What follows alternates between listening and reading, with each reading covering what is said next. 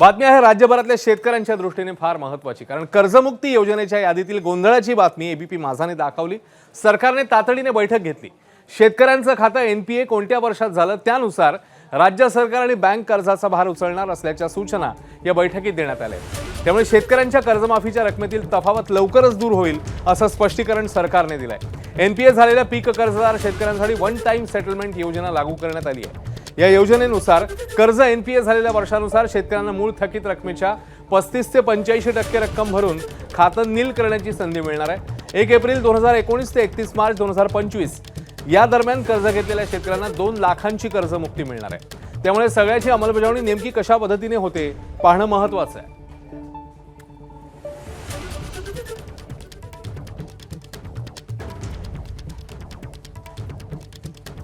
हेअरकटच्या amounts 1 वर्षापेक्षा जास्त जर थकीत एनपीए अकाउंट असेल तर 85 म्हणजे 100 रुपयाच्या अगेन्स्ट 85 रुपये आपण देणार आहोत। 2 वर्षापेक्षा जास्त असेल तर 70, 3 वर्षापेक्षा जास्त असेल तर 55, 4 वर्ष असेल तर 45 आणि 4 वर्षापेक्षा जास्त असेल तर 100 रुपयाच्या अगेन्स्ट फक्त 35 रुपये। म्हणजे थकीत रक्कम 100 रुपये असताना 35 रुपयावरती ते अकाउंट 100% सेटल होणार आहे।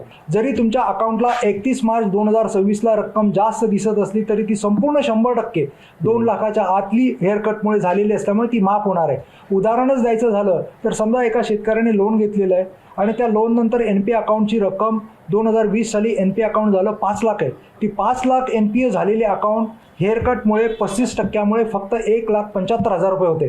म्हणजे शेतकऱ्याचं 5 लाखाचं कर्ज माफ होत आहे हेअरकटमुळे, जे अगोदर आपण फक्त 2 लाखापर्यंतच देत होतो।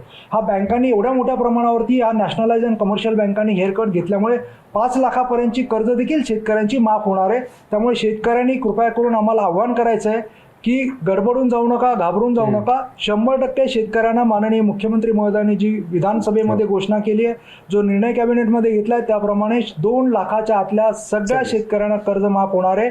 आणि म्हणजे जास्त कर्ज असलेले शेतकरी सुद्धा हेअरकटमुळे 2 लाखाच्या आत आलेले आहेत आणि त्यांना 100% कर्ज माफी होणार आहे। बँक्स आणि शासन जे काही रेशोमध्ये कर्ज स्वतः उचलणार आहे त्याचं संदर्भ स्पष्टीकरण शासन बँकेला पण दिलेली आहे आणि या सर्व माहिती बँकेपर्यंत पोहोचणार आहे आणि लवकरात लवकर जे काही या अमाऊंटमध्ये तफावत दिसून येतं ते दूर होणारच आहे। सो त्यामुळे सर्व शेतकरी बांधवांनी कृपया आपण आपला जवळचे सेतू केंद्र, आपला सेवा सरकार केंद्र जाऊन स्वतःची ई-केवायसी आपण करून घ्यावी। दरम्यान या कर्जमाफी संदर्भात सर्व बाबींवर आधीच स्पष्टता देण्यात आली होती असं मुख्यमंत्री फडणवीसांनी म्हटलं। पाहूया। काही अकाउंट्स एनपीए होते, या एनपीए अकाउंट्समध्ये एनपीए असताना देखील बँकांनी त्याच्यामध्ये व्याज लावलं होतं। पण ज्यावेळेस बँकांची आमची चर्चा झाली त्यावेळी बँकांनी 2 गोष्टी कबूल केल्या। एक, एनपीएवरचं व्याज ते कमी करतील, ते काढून टाकतील आणि दुसरं कर्जमाफीच्या दरम्यान अकाउंट आणि अकाउंटमध्ये पैसे येणं या दरम्यानच्या कालावधीचं व्याज ते काढून टाकतील। त्यामुळे अकाउंटमध्ये जरी व्याज दिसत असलं तरी बँकांनी त्या व्याजाशिवाय कर्जमाफी मान्य केलेली आहे आणि म्हणून आम्ही जी कर्जाची रक्कम आहे ती बँकेत भरतो आहे आणि व्याजाची रक्कम बँक स्वतः त्यातनं काढून घेणार आहे। काही लोकांना कन्फ्युजन असं होतं आहे की आमचे जास्त पैसे अकाउंटला दिसत आहेत, म्हणजे आमच्यावर जास्त कर्ज अकाउंटला दिसत आहे आणि त्या मनाने आमच्या अकाउंटला कमी पैसे आले आहेत। काळजी करू नका, 2 लाखापर्यंतचा जो अकाउंट आहे या अकाउंटला पूर्ण पैसे आम्ही देणार आहोत। तर त्याचवेळी शासनाने कर्जमाफी योजना जाहीर केल्यानंतर अनेक शेतकऱ्यांना याचा लाभ मिळणार आहे। मात्र काही शेतकऱ्यांच्या बँकांमध्ये याद्या लागून देखील साईट बंद आहे, त्यामुळे पोर्टलवर नाव येत नाहीये। अनेक शेतकरी त्यामुळे बँकांच्या दारात फेऱ्या मारताना पाहायला मिळतात।